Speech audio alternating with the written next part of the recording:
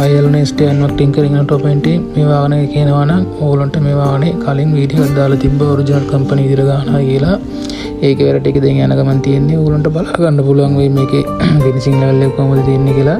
තව ෆිනිෂින් වෙලා නැහැ. ටින්කරින් කරපු ගමන් තමයි තියෙන්නේ. ඕගොල්ලන්ට ස්ටෙප් බයි ස්ටෙප් දාන්න ඕනේ කියලා තමයි මේ ටේලින් ගෙනත් තියෙන්නේ. බලා ගන්න ගාලා තියෙන ආකාරය කොහොමද කියලා ඔරිජිනල් විදිහට සෙට් එක ඔක්කොම සම්පූර්ණව හදලා ගාලා දෙන්නේ මේ විදිහට තමයි. ඕගොල්ලන්ට අනිවාර්යයෙන්ම මේ වීඩියෝ එක වටිනවා.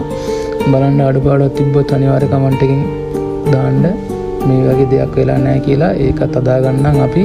අනිවාර්යයෙන්ම මේ වීඩියෝ එක බලද්දී ඔයගොල්ලන්ට තේරෙනවා ඇති කොහොමද ගාලා තියෙන්නේ කියලා. බලලා මට කමෙන්ට් එකක් දාන්න යාළුවනේ. අනික තමයි මේකේ සෙට් එක සම්පූර්ණම ඔරිජිනල් විදිහටමයි නමලා ගාලා තියෙන්නේ. මේකේ විල සම්පූර්ණම පාසලා ගයින් කරලා තියෙන්නේ. මේ විදිහට අපි නම් ටින්කරින් කරන්නේ. මොන විදිහට ආවොත් අපි ඔරිජිනල් විදිහට තමයි හදන්නේ. සෙට් එක සම්පූර්ණම ඔයිල් ගාලා ලස්සනට පිළිවෙලට තියාගන්න පුළුවන් විදිහට. අනික දොරේ උඩ කෑල්ල සම්පූර්ණම ගිහලා තිබ්බේ. ඒකත් මේ විදිහට හදලා සෙට් එකම ඔරිජිනල් විදිහට නමලා තියෙන්නේ.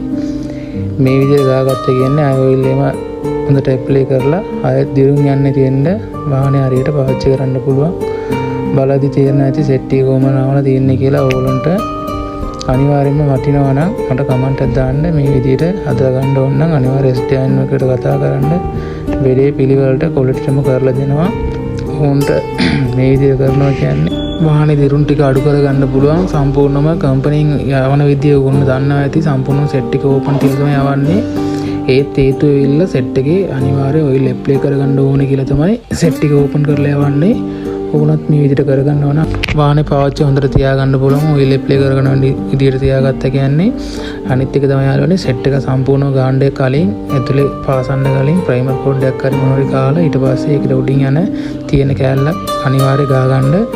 හේතු වෙilla මලකඩ ඇතුලේ අනිවාර්යෙන් හල්ලනවා. ඒ නිසා තමයි කියන්නේ කෑල්ලක් ගාන්න කලින් ඒකට උඩින් අනිවාර්ය ප්‍රයිමර් කෝඩ් එකක් වදින්නම ඕනේ. ගාලා ගෙවුවා කියන්නේ දිරුම් එන එක අඩු කරගන්න පුළුවන්. ඒත් ඔයිල් එකකින් තමයි සම්පූර්ණ තියාගන්නේ. මේකේ ඊළඟ කොටස ඕගොල්ලන්ට අනිවාර්යයෙන් දානවා. ඒක ඊළඟ වීඩියෝ එකකින් ඕගොල්ලන්ට බලා ගන්න පුළුවන් යාළුවනේ. එහෙනම් සුබ දවසක්. ඊළඟ වීඩියෝ